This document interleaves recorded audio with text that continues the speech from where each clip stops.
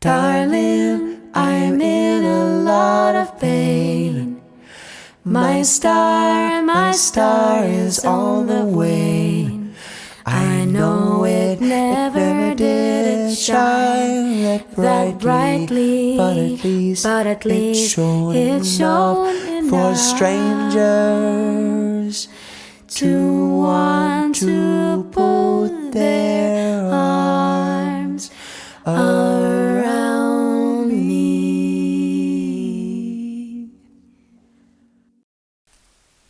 I'm Dean Wilson, and I'm a poet, been living the Withamsey dream. Miss Sally's gone now, went over the cliff, so I live in a proper house, and it's wonderful.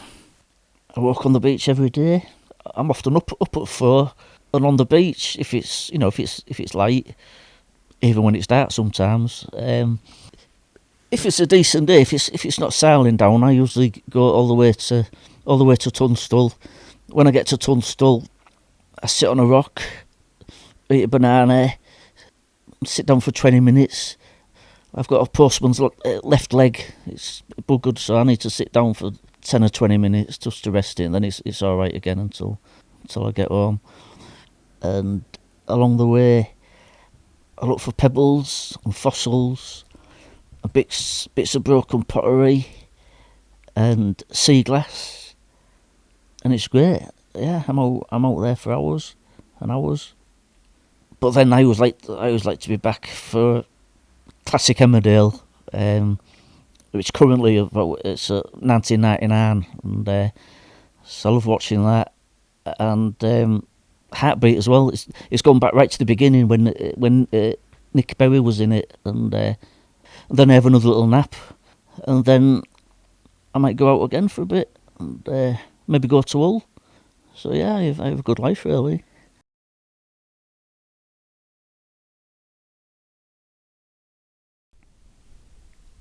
Last night I dreamt I was a medieval monk from Mutton Cranswick, and I lived in a concrete bus shelter with flowers on the roof, and I looked like a fat cat weasel, and I went on pilgrimages to York, and people fed me along the way to guarantee themselves a place in heaven.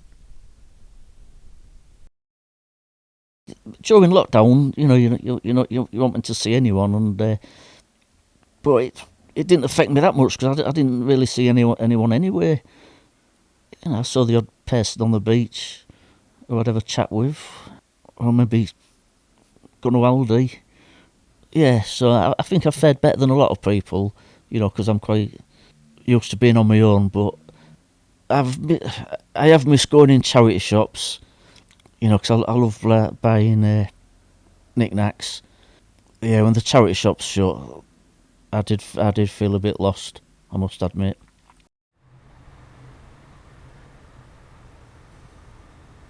It's a wonder I'm not sobbing. I feel like Batman without Robin. I can't remember the last time my dabber did any dobbing. And I've got my house looking nice. Looks like Emily Bishop's house, but that's a good thing in my book.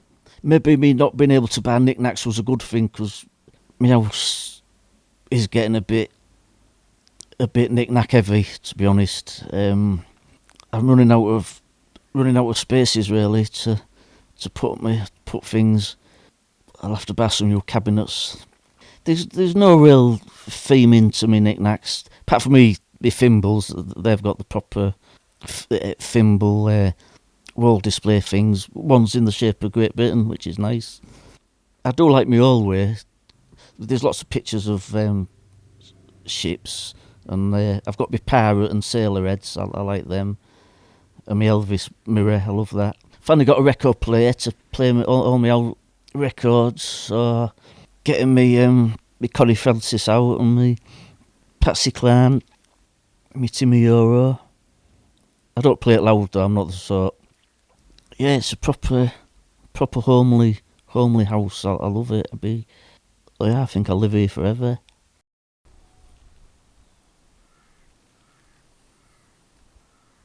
In the early hours, when I can't sleep, I sit in the front room on my 2-seater settee, It's quiet in here and cosy too, and sometimes time stops what it's doing and the past breaks through. Love life, bloody hell, spells. How's my love life?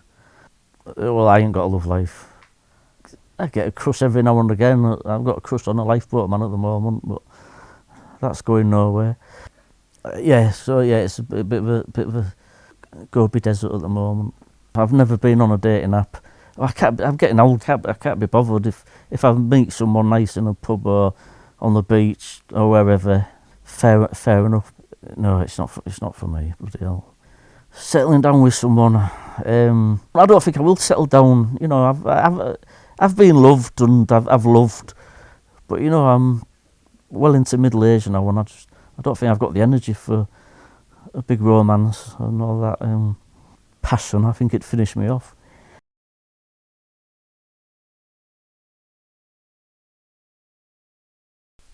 My house is pure, and now so am I. I've not sex on the head, I'm giving celibacy a try. My appetite has dwindled to next to nought. No man can compete with a walk on the beach when the sun is rising and there's no one about. Pebble of the day. I started that. I've been in with about 4 or 5 months, and one morning I found this pebble with an hole in it, and I thought, bloody hell, that's beautiful. It was. Anyway, I didn't do out with it, and then a few weeks, it just got me thinking. It just triggered somewhat, and then a few weeks after that, I found another interesting pebble with lots of circles on it. Anyway, I just tweeted it, and I just put Pebble of the Day, #1, and I just kept on doing it. 2 years later now, and I'm still doing it. That's my life now, basically. Sort of looking for interesting pebbles. Yeah, pebbles. It's got to the stage where I don't know where I end and pebbles start. A good pebble, well, some pebbles look good, but they don't photograph good. And some pebbles look better when they're wet, and some pebbles look better when they're dry. But faces are popular. If you see, you get lots of them with faces on. You know, I've had ones that look like UFOs. I found one today that looks like a helmet. It's surprising how many pebbles are similar. So you're always on the lookout for that one pebble that is just going to make you swoon and set Twitter alight. The more you do it, the more extreme you want your pebbles. I'm not sure what the difference is between a stone and a pebble. Bigger than a fist, really, is like 2 fists is like a cobble, innit? A cobble. Bigger than that's a rock. Smaller than a fist is a pebble, but I could be wrong. I'm not a geologist, but a stone is a stone until it gets to the beach, and then it's a pebble. It went a bit crazy. Pebble of the day. Local papers got involved and asked me to do a pebble of the week, which I do, and local radio interviewed me, and local telly got in touch, and they had me filming myself talking about the pebbles, and then it went out on the telly. It was great. I couldn't believe it. Sat on my settee watching me talk about my pebbles. It was great.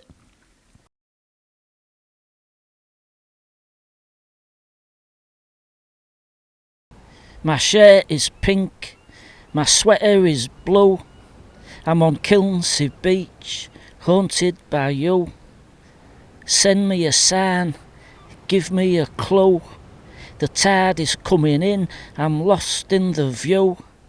I'm on a ship without a sail, a mast or a crew.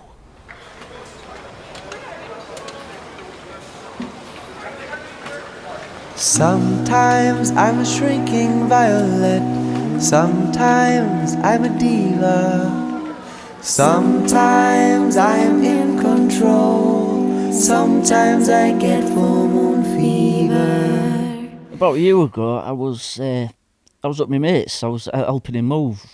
Anyway, my phone rang, and it was my publisher.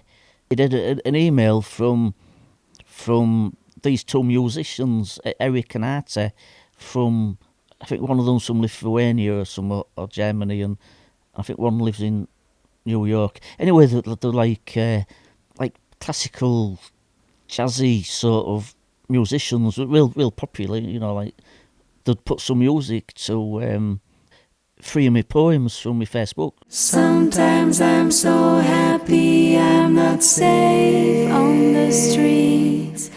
Sometimes I'm so happy I'm not safe on the streets. Sometimes I'm so happy I'm not safe on the streets. Sometimes I'm a beautiful young woman in a tight blue top and matching skirt with pleats. They're great. I can't believe what they've done to the poems. They've just made some three real catchy songs. Sometimes I watch the world go by from the comfort of my favorite chair. Sometimes I venture outside and do things decent men wouldn't dare. Sometimes I'm a clinically obese Elvis impersonator with Tourette's, seeking an understanding lady for walks in the country and kinky sex. You know, it's a good feeling, you know, when, you know, someone real creative and, you know, who are musical and stuff, put me words to music. It's real flattering, and it's a bit mind-blowing, really. Sometimes I see God in the eyes of my favorite bingo caller. Sometimes I'm a grain of sand on the beach at Brid, only smaller. One of the main things I love about Withernsea is the lighthouse, and I'm a volunteer there. I love it in there, and I've lost count of how many times I've been up the lighthouse. I can see me house in my backyard from my lighthouse, so that's nice. I often go up after a storm, just check no tiles to come off my roof, and they haven't yet, so that's good. Best view in Yorkshire, top of Withernsea Lighthouse. I might go for a stroll on the beach. I might find the pebble of my dreams, or a lonely sea dog who isn't what he seems. I might go downstairs for my Weetabix fix, or I might sit in the backyard and blow the lighthouse keeper a kiss. And also, I've got an exhibition of me pebbles there, and I met this woman called Karen Turner. She's great. She's a textile artist, and she started doing textile versions of me pebbles, and she's made this amazing quilt of my first 49 pebble of the days. It's absolutely great. And there's also bits of me pottery in the exhibition, and she's made textile versions of them as well. I ain't got any plans. I'm still working on my novel, but it's going to be a novella now. I ain't got the patience to write, and I don't know how people write novels. It's hard work. Writing poems are easy. Anyone can write a poem, but novels are a different kettle of fish. So yeah, it's going to be no more than 100 pages. It's going to be called Don't Fuck With Me. I've got friends in the Bronte Society.